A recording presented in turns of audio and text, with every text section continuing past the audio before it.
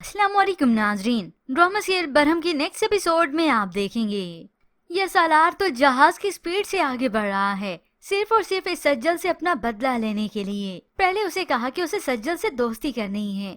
सज्जल नहीं मानी तो और भी उसके पास बहुत से पैंतरे हैं। सोशल मीडिया पर उसे फ्रेंड रिक्वेस्ट भेज देता है। सज्जल भी देखकर हैरान हुई, ये क्या पागल है, जब मैंने उसे कहा भी है कि दोस्ती नहीं करनी।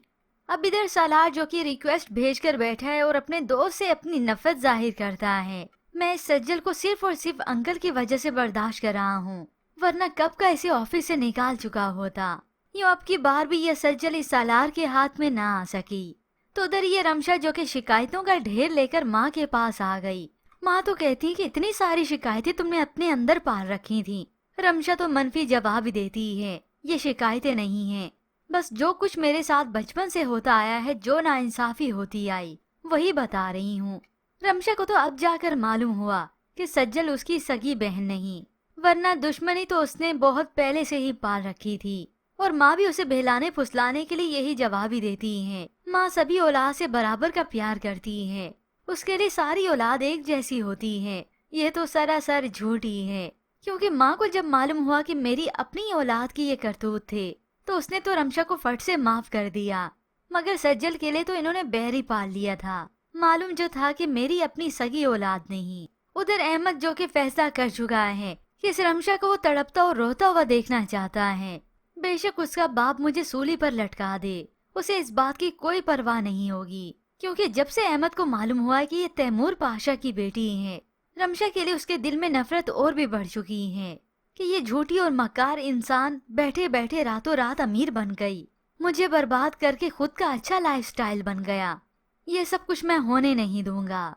जबकि दूसरी जानिब ये सज्जल जब ऑफिस गई तो सालार ने भी सेम ही कलर पहना था। यूँ सालार इस झूठी मोहब्बत की कहानी में ये इत्तेफाक भी ले ही आएगा। और इधर अलीजे पहुंच गई ताबिश के घर पर कि मैं नाराज हूँ।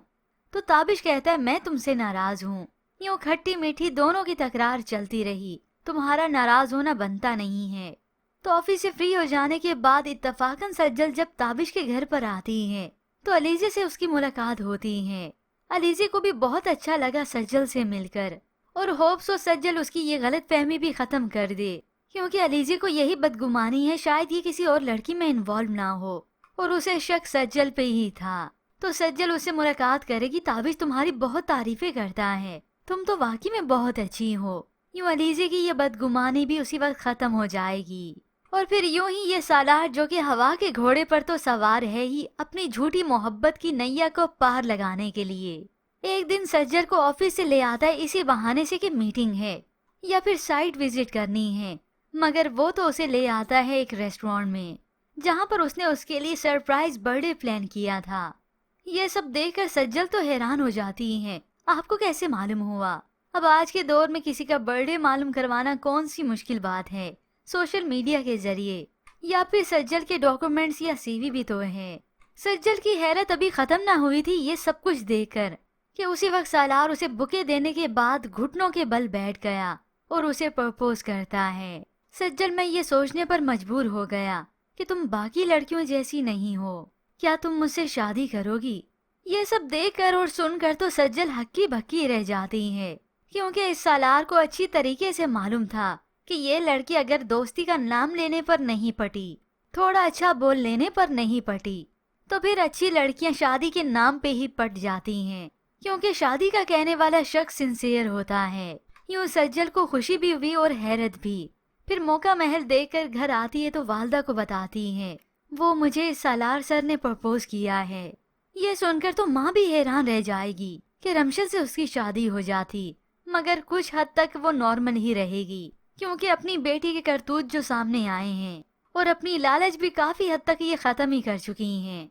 बस अब तो ये सच अपने अंदर छुपाए बैठी हैं सिर्फ और सिर्फ अपनी बेटी की उस कसम की वजह से। फिर यूं ही देखते ही देखते अब जब रमशा ये सब कुछ इतनी जल्दी एक्सेप्ट नहीं करेगी, मगर हाँ सालार के लिए अपने दिल में उसके लिए फीलिंग्स पैदा होंगी। वो भी यही समझने लगेगी कि सालार को जितना मैंने बुरा समझा वो इतना भी नहीं। उसका ये बदला हुआ रूप देखकर वो उससे मोहब्बत करने लगेगी। और यही कुछ ही तो चाहिए सालार को।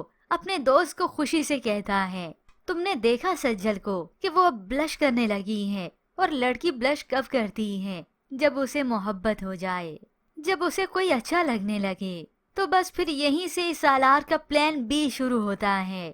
جیسے ہی دیکھے گا سجل اس کی محبت میں گرفتار ہو چکی ہے، اور تب وہ اسے بدنام کرے گا اور لوگوں کے ذریعے، تاکہ میرا نام بھی نہ آئے اور یہ سجل بدنام بھی ہو جائے۔